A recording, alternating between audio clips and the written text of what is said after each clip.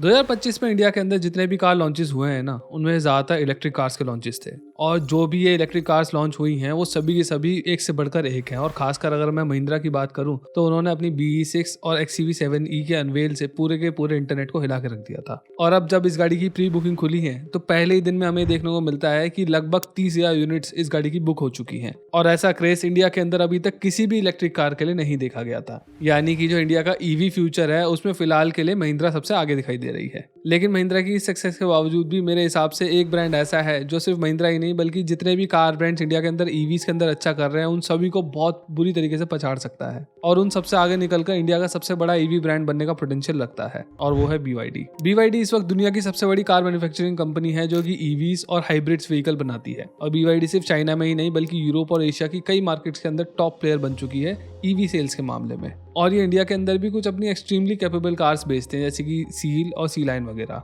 अब आप बोलोगे यार इंडिया के अंदर इनकी गाड़ियां ज्यादा तो बिकती नहीं है, तो फिर मैं ऐसी बातें क्यों कर रहा हूँ? वेल, इंडिया के अंदर इनकी गाड़ियां इसलिए ज्यादा नहीं बिकती हैं क्योंकि ये अभी इंडिया के अंदर मैन्युफैक्चरिंग नहीं करते हैं। रादर ये डायरेक्टली चाइना से इंपोर्ट करते हैं इंडिया के अंदर, जिसकी वजह से इनकी गाड़ियों के प्राइसेस बढ़ जाते हैं और इनकी सेल्स कम हो जाती है। और ऐसा इसलिए क्योंकि 2023 में इंडियन गवर्नमेंट ने इनका इंडिया के अंदर प्रोडक्शन प्लांट लगाने का प्रपोजल डिनाई कर दिया था। लेकिन इस बात के बावजूद भी इंडिया के अंदर BYD आगे चलकर प्रोडक्शन प्लांट लगाना चाहती है, जो कि BYD के इंडिया हेड ने भी कहा है, जिसके बारे में हम आगे चल के बात करेंगे डिटेल के अंदर। लेकिन आप फिलहाल ये समझिए कि अगर BYD फुल फ्लेजेड इंडिया में आती है तो ये कंपनी इंडिया के अंदर टॉप प्लेयर बनने का पूरा दम रखती है, क्योंकि जिस स्पीड से ये गाड़ियां बनाते हैं और जो टेक्नोलॉजिकल एडवांटेजेस इनके पास हैं वो आज की डेट में बड़े से बड़े ब्रांड के पास नहीं है। लेकिन इंडिया जैसी मार्केट में सक्सीड होने के लिए सिर्फ इतना ही काफी नहीं होता है। इंडिया में सक्सीड होने के लिए चाहिए होते हैं इंडियंस की नीड के हिसाब से कार मॉडल्स, और सरप्राइजिंगली BYD इंडियन मार्केट के हिसाब से ऑलरेडी तैयार भी है। चाइना में उनके पास ऑलरेडी कई सारी ऐसी कार्स हैं जो इंडिया के कंज्यूमर्स को चाहिए।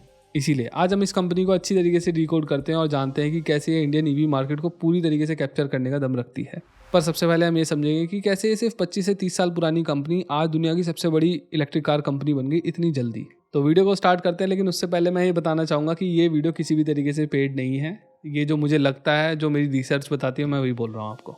चलो सबसे पहले हिस्ट्री से स्टार्ट करते हैं।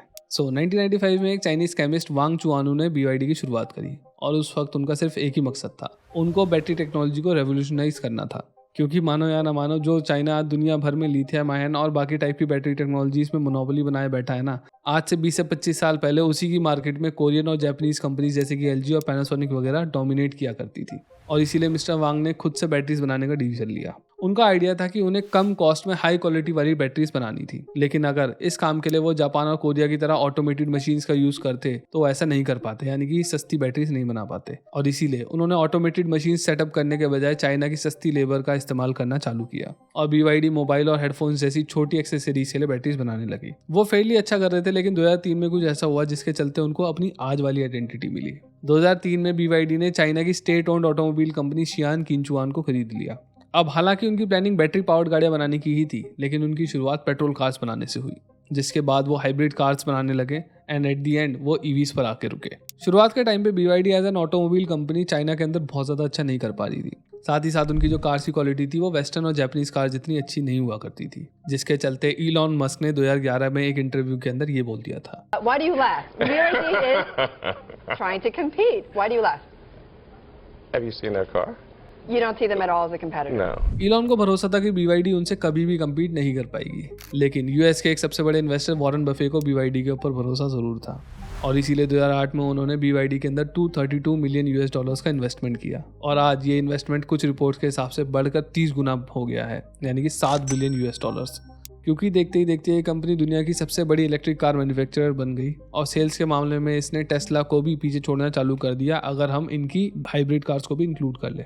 अब BYD एक सबसे बड़ा ब्रांड बनकर तो उभरा, लेकिन इस बड़े बनने की जर्नी में इस ब्रांड ने कई सारी इनोवेशंस भी करी और कई एक्सट्रीमली कैपेबल और हाईटेक गाड़ियां भी लॉन्च करी हैं, जिनकी वजह से आज ये EV लीडर बने हैं। जैसे सबसे पहले हमें बात करनी चाहिए इनकी बैटरी टेक्नोलॉजी की।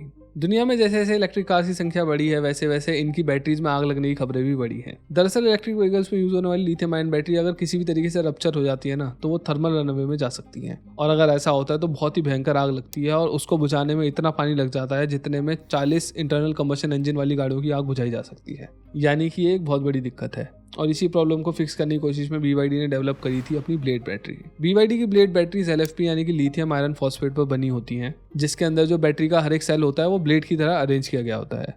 जिसकी वजह से ये काफ़ी ज़्यादा सेफ बन जाती हैं, क्योंकि जब इसके अंदर कील घुसाई जाती है तो उसका इसके ऊपर कोई भी असर नहीं होता है। वहीं अगर कोई नॉर्मल लिथियम आयन बैटरी होती है इसकी जगह तो वो फट जाती है। इसके अलावा इस बैटरी को टेस्ट करने के लिए इसको 300 डिग्री तक फर्नेस में तपाया गया और 260 डिग्री तक ओवरचार्ज किया गया, तब भी ये बैटरी एक्सप्लोड नहीं हुई। BYD की बैटरीज इतनी ज़्यादा अच्छी हैं कि इनको दुनिया भर के कई सारे ब्रांड्स यूज़ करते हैं, जैसे कि एक सबसे बड़ा प्लेयर टेस्ला खुद ही है, फिर मर्सिडीज बेंज, फोर्ड, किया, टोयोटा, चाइना के कई सारे ब्रांड्स और हमारे देश की महिंद्रा खुद।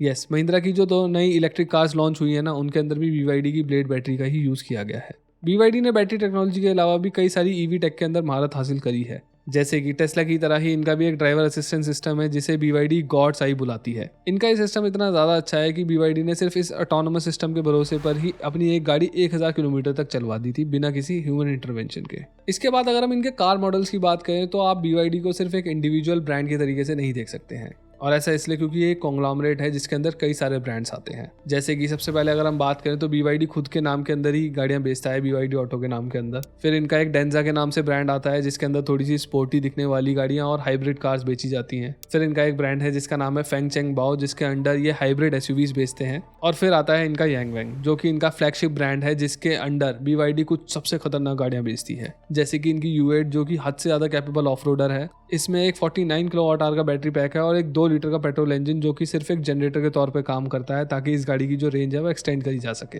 और इसी चलते इस गाड़ी को जो रेंज मिलती है वो लगभग 1000 किलोमीटर्स की है, यानी कि एक बार में ये गाड़ी 1000 किलोमीटर तक चल सकती है। ये गाड़ी एक बहुत ही ज़्यादा कैपेबल ऑफ रोडर है। ये मर्सिडीज की तरह जी टर्न भी कर सकती है and on top of all ये 30 मिनट तक पानी में भी तैर सकती है। मतलब ये गाड़ी सिर्फ एक ऑफ रोडर नहीं है बल्कि एक एम्फीबियस व्हीकल है। इसी की तरह इनकी एक स्पोर्ट्स कार भी आती है जिसे U9 बुलाया जाता है। ये गाड़ी भी बहुत ज़्यादा कैपेबल है। ये लगभग 1287 हॉर्स पावर तक प्रोड्यूस करती है और ये गाड़ी ये भी कर सकती है। आई डोंट नो इसकी क्या जरूरत है, लेकिन ये ऐसा कर सकती है। और ये दोनों ही गाड़ियां मिलकर अपनी पार्टी ट्रिक्स की वजह से इंटरनेट पर हमेशा ही वायरल रहती हैं। अब इन कार्स और इन टेक्नोलॉजीज के बारे में बताने का मेरा एक ही पर्पस था, और वो ये कि ये कंपनी जिस लेवल पर ऑलरेडी पहुंच चुकी है ना, वहां पर पहुंचना सबके बस की बात नहीं है। लेकिन फिर अगेन वही सवाल आता है कि भाई इंडिया के अंदर बस इंपोर्ट्स करते हैं तो हमें इससे क्या मतलब। देखो, अभी बेशक से ये सिर्फ इंपोर्ट्स कर रहे हैं, लेकिन आगे चलकर BYD इंडिया के अंदर मैन्युफैक्चरिंग प्लांट डालना चाहती है। BYD ने ऑटो कार को बोला है कि वो इंडिया के अंदर मैन्युफैक्चरिंग फैसिलिटी सेटअप करने की अपॉर्चुनिटी तलाश रहे हैं, और वो इंडिया के अंदर ऐसे पार्टनर्स ढूंढ रहे हैं जो इनकी मदद कर सकें इस काम को करने में। यानी आज नहीं तो कल BYD इंडिया के अंदर फुल फ्लेजेड आ सकती है, और अगर ऐसा होता है तो इंडिया में EVs बेचने वाले सारे ब्रांड्स की मार्केट खराब हो सकती है। और वो सिर्फ इसलिए नहीं क्योंकि ये बहुत ज़्यादा एडवांस हैं, ऐसा इसलिए क्योंकि ये कंपनी ऑलरेडी तैयार है ऐसी कार्स के साथ जो इंडिया में बिकने का पोटेंशियल रखती है। और ये हम MG के एग्जांपल से भी समझ सकते हैं।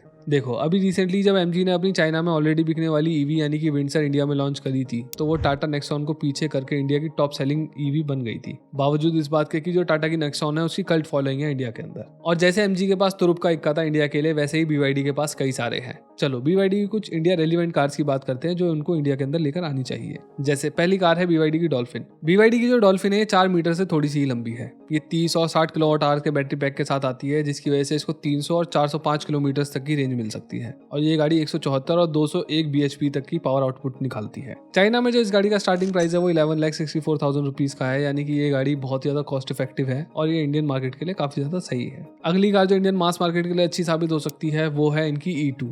ये कार 35 से लेकर 47 किलोवाट आवर तक के बैटरी पैक के साथ आती है, जिसकी वजह से 300 और 400 किलोमीटर तक की रेंज मिलती है इस गाड़ी को। ये गाड़ी 10 से 11 लाख के आसपास पड़ती है, जो कि अगेन इंडियन मार्केट के लिए अच्छी साबित हो सकती है। इसके अलावा जो गाड़ी इंडियन मार्केट के लिए बहुत ही ज्यादा रेलिवेंट साबित हो सकती है वो है सीगल।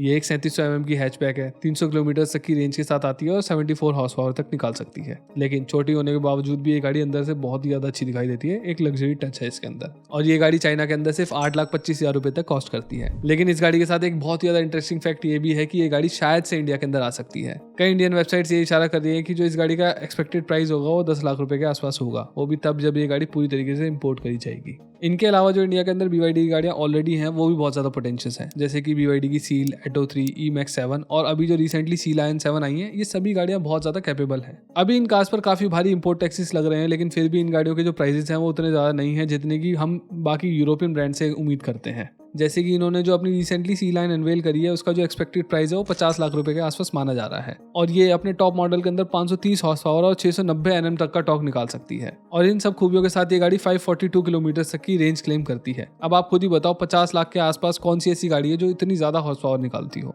वो भी तब जब ये डायरेक्ट इंपोर्ट है। अब ये तो वो कार्स है जो मेरे हिसाब से बहुत ही अच्छा पोटेंशियल लगती है इंडियन मार्केट के लिए, लेकिन इनके पास सिर्फ यही गाड़ियाँ नहीं है। अगर आप विकिपीडिया पर जाकर देखोगे ना तो इस सिर्फ 25 साल पुरानी कंपनी ने इतनी गाड़ियाँ बना दी हैं जिनकी गिनती रखना भी आसान नहीं है। एंड इस बात से ये समझ में आता है कि ये ब्रांड बहुत ही कम टाइम में काफ़ी कंपेटिटिव प्रोडक्ट डेवलप करने का दम रखता है, और इंडिया जैसी अनसर्टेन मार्केट में ऐसे ही ब्रांड जीत सकते हैं जो तेज काम करें और जल्दी जल्दी गाड़ियाँ बनाएं। अब जैसे मैंने पहले बताया कि BYD की प्रोडक्शन स्टार्ट करने की अभी कोई टाइमलाइन डिसाइडेड नहीं है, लेकिन वो चाहते तो हैं ज़रूर यहाँ पर आना, और अगर ऐसा होता है तो इंडिया के जो कंज्यूमर्स हैं उनका तो फ़ायदा होगा, लेकिन जो यहाँ पर कार कंपनीज काम कर रही हैं, फिर चाहे वो इंडियंस हो, जापानीज हो, कोरियंस हो या फिर कोई भी हो, उनके लिए बहुत बड़ी दिक्कत होने वाली है। इसीलिए उनको बहुत ही ज़्यादा इनोवेटिव होना पड़ेगा और कंपेटिटिव भी होना पड़ेगा, वरना उनका वही हाल होगा जो VW का इंटरनेशनल मार्केट के अंदर हो रहा है फिलहाल। तो इस वीडियो में बस इतना ही। अगर आपको मेरी वीडियो पसंद आए तो please consider subscribing to our channel. इस वीडियो को लाइक करिए, शेयर करिए और कमेंट्स में BYD के लेकर अपने विचार भी जरूर छोड़िए। Thank you.